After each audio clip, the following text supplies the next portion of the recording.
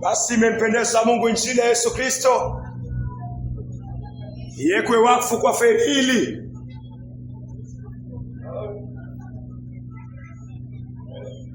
Mungu amempa masiku mwanadamu. Soma kitabu cha Zaburi. Kiangalia kitabu cha Zaburi 90 mstari wa 10. Wewe kama unaitwa mwanadamu, mimi naitwa mwanadamu, nafaa nifahamu kwamba Mungu amekupatia wakati na amekupatia muda, amekupatia masaa. Zikifika tu Mungu anaondoa nafsi yako. So unapoishi kama ukijua kwamba wakati wote, saa yoyote, mahali popote Mungu anachukua pumzi yake, lakini atakapoichukua utaangukia wapi milele? Hii ni Zaburi 90 mstari wake ni wa 10. Siku za miaka yetu ni miaka 70. Mwanadamu anaambiwa siku zake ni miaka 70, na ikiwa tuna nguvu miaka 80, na kiburi chake ni tabu na ubatili, maana chapita upesi. Tukatokomea mara. Mungu anasema miaka ya mwanadamu ni 70. Ukiwa na nguvu Mungu anasema 80, na si guarantee ufike 70. Mtu anakufa akiwa na miaka 10, mwingine anaondoka akiwata tumboni. Hii inamaanisha miaka ya mwanadamu imepimwa. Usikae hapa duniani ukifikiria umefika. Mungu amekupatia hiyo pumzi yake na wakati wote ataichukua. Yafaa uishi hapa duniani ukijua kila siku tukisongea, kila siku masaa, madakika wasongelea kaburi lako, nami nasongelea langu. Najipanga vipi katika mwaka mpya? 2025 tuliishi maisha machafu. Na mtu alitoa mimba 2025. Na mtu alikula mugoka 2025. Na mtu alikula miraa 2025. Kuna mtu alizini 2025. Kuna mtu alifanya mambo machafu 2025. Bado ina 2026 na uovune ule. Yale uliyofanya 2025 ndio ingia nao 2026. Kuna watu wamekufa, wengine wako jana sasa tunapoongea. Mungu amekupatia neema na rehema uishi. Ulilala na mwanamke mmoja uona naye 2025. 2026 bado umeshikana naye. Wewe nani? Wewe huyu. Wewe. Wataka Mungu akufanye nini?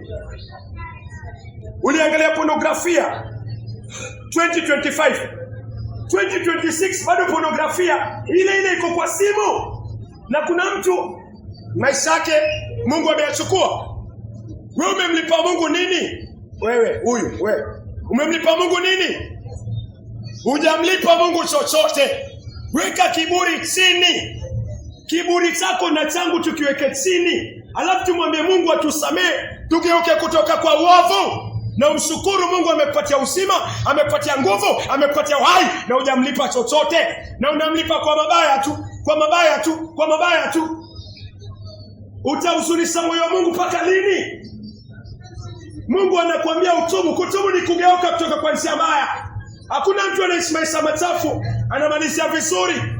Hawezi kupanda kwa shamba la shetani alafu utarajie ukavune kwa shamba la Mungu. Haiwezekani. Lala na malaya, pata ukimwi, ingia jehanamu. Huyo mwanamke unalala naye si muoe. Si akuoe, si muoane. Mbona mnadanganyana mkisini, mkitengeza njia yenu ya kuingia jehanamu? Hakuna mwizi anaingia paradiso, hakuna mlevi anaingia paradiso. Mungu akai na walevi. Hakuna mtu anaenda kwa waganga anaingia paradiso. Mungu anataka utubu. Ukiri dhambi zako usiwache, umwamini Kristo. Musa alichinja kondoo. Yesu alikuja duniani kama mwana kondoo. Abraham alichinja kondoo. Yesu alikuja duniani kama mwana kondoo ili dhambi zako na zangu sichinjwe kwa mwili wa Yesu Kristo. Sioshwe na damu yake, uwekwe huru. Mungu anasema miaka yako ni kidogo. 70. Wengine wako hapa wako na 50. Wengine wako na 30. Tayari umekula kwa ile 70. Fanya marekebisho. Kwa kumpa Kristo maisha yako.